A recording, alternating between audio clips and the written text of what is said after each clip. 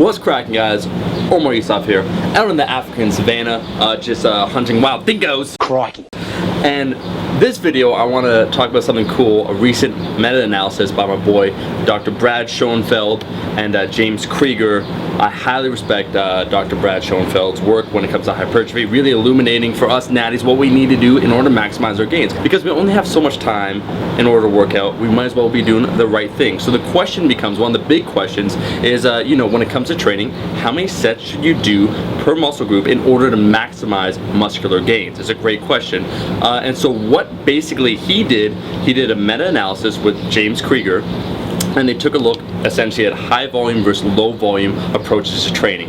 And so when we talk about this, when we talk about trying to increase muscular size, I believe it was, they looked at 9+ sets per muscle group per week, and then less than 9 sets. So a low volume approach would be defined as less than 9 sets per muscle group per week, and then a high volume greater than 9. And what they found, which is interesting, when we talk about meta-analysis, is looking at a lot of studies at once to get a greater conclusion of things. So it provides just a better statistical accuracy of what's going on when it comes to these studies. So they did that, and they found something interesting. They found that a higher volume approach, so getting over 9 sets per muscle group per week, produced better gains, better hypertrophic gains, so gaining more muscle over that period of time of which they studied. And I believe each study that they included in the meta-analysis was over 6 weeks. So what does this mean in terms of practical use for all us bros out there? Well, we know for a long time, we've known that there's different approaches to training, right? Mike Metzer, he was a huge advocate of low volume training, which means doing like 1 set just like to absolute failure. And then you'd see other guys like Serge Nubret try and do a high volume approach to training. And you would notice that both individuals would gain a lot of size. But for us natties out there, what would be the best route? So when they looked at the study, I believe it was like a 5.8% increase in the low volume group. So they still got gains. And that's why when we see these things, when we see individuals train, people will experience results, but it's how do we optimize those results? So they got like, I think, 5.8% increase in terms of size. But when we looked at the higher volume approach, it was at least 8%, approaching 9%. So it's a big chunk of change difference. Now, what can we take away from this, and what are the practical implications for all us bros out there that just want to build some muscle?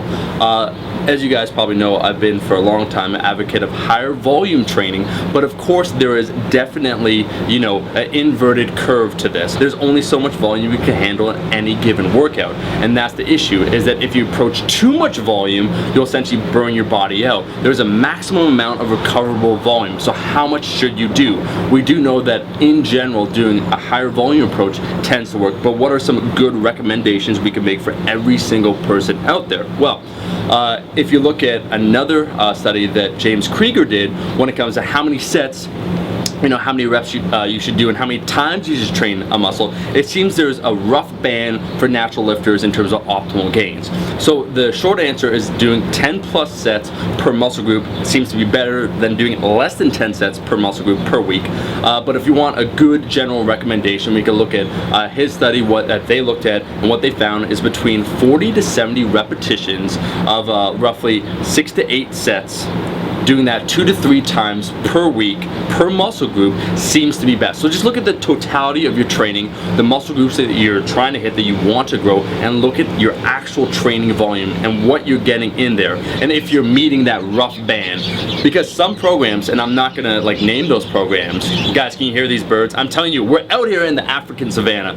Some programs, I feel, just for hypertrophy, some strength programs are just too low volume, and so they're not gonna produce gains. Me personally, I've noticed through the pull-ups I've been doing, the higher volume approach, even though that I am cutting, I've noticed better results, and that's something that will just happen over time. So when we take a look at these results, when we take a look at what's going on, you can see that there are differences. When we talk like close to 4% difference in gains over a small period of time, you extend that over years and years, it's no wonder some people have more results than others. So it's not to say that a lower volume approach does not work and does not build muscle. It just seems like, looking at all the studies, all the evidence that we have, a higher volume approach works for training. Yes, science, bitch! keep in mind that other recommendation too by James Krieger of the totality of your training, again, roughly 40 to 70 total repetitions of 4 to 8 sets, 2 to 3 times per week per muscle group is a great recommendation for natural lifters trying to build muscle and get stronger.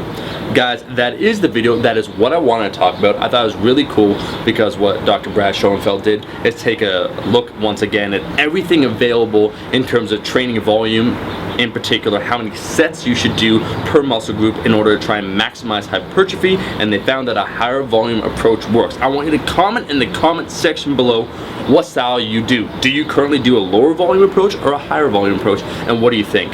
Thank you so much for watching the video. If you liked the video, make sure to like the damn video, and I'll be seeing all you guys, my rascals, in that next video. Peace. Oh my god! Tastes pretty good. Little gamey. There's pesticides in these. I'm actually gonna die.